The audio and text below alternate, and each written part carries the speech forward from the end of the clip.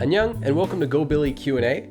This is a video series where you can ask me questions and I'll give answers to them. It can be about Korean or about anything. If you have your own questions, send me a message either on Twitter or Facebook or wherever you can find me, and I might feature it in the next video. Okay, our first question comes from Ariana George on Google+, who asks, do you think I can learn to speak fluently without ever going to an official class? I don't think you need to go to a classroom to learn Korean. I actually have a few friends who learn to speak Korean pretty fluently and they've never lived in Korea before. But I think that the main thing you really need to make sure you're doing is practicing. So a classroom can be good because you're forced to practice every day. The teacher makes you do homework and write things and practice speaking. But if you're not in a classroom, you still have to make sure you're doing that. So make Korean friends, go see Korean movies, listen to Korean music, get involved in Korean culture as much as possible, and practice speaking the language as much as you can. If you don't have any opportunities to do that, in that case, maybe I would recommend a classroom just because it's more structured for that, but I don't think it's a requirement to being able to learn to speak Korean. Next, Rania Falch and Ober on YouTube.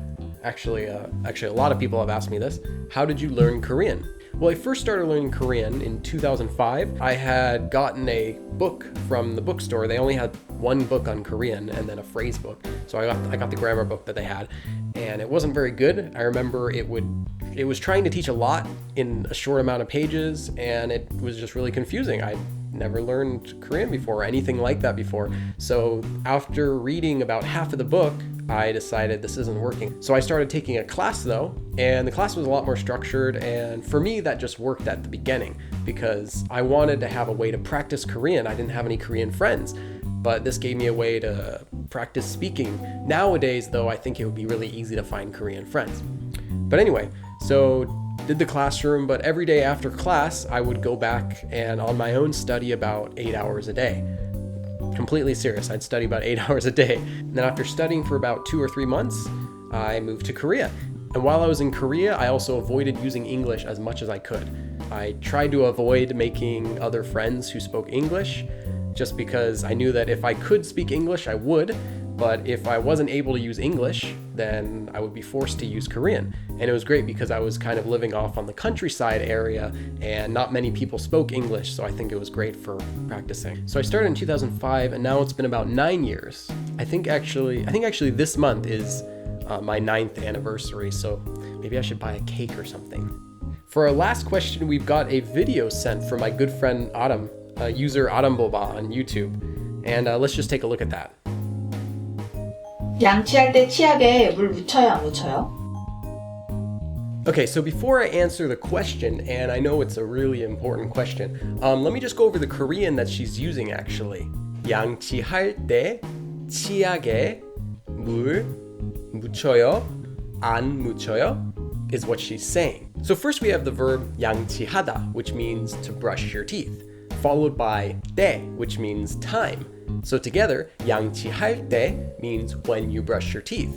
Next we have 치약, which means toothpaste, followed by 에. So 치약에, on toothpaste, followed by 물, water. And then we have the verb 묻히다, which means to coat, like to coat water or to coat paint, or as we'd probably say in normal English, 물을 묻히다, to put water on something.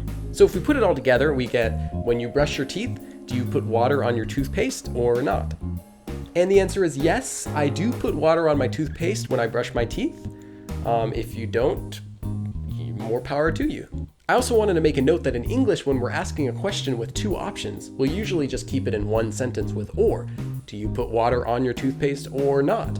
But in Korean, it's actually more common to use two separate sentences, as Aram did.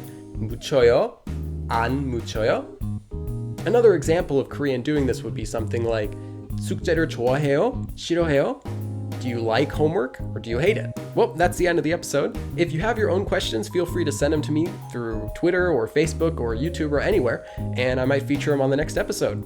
And remember that new videos are posted every week, so if you haven't done so already, click subscribe and follow along. 그럼 다음에 또 봐.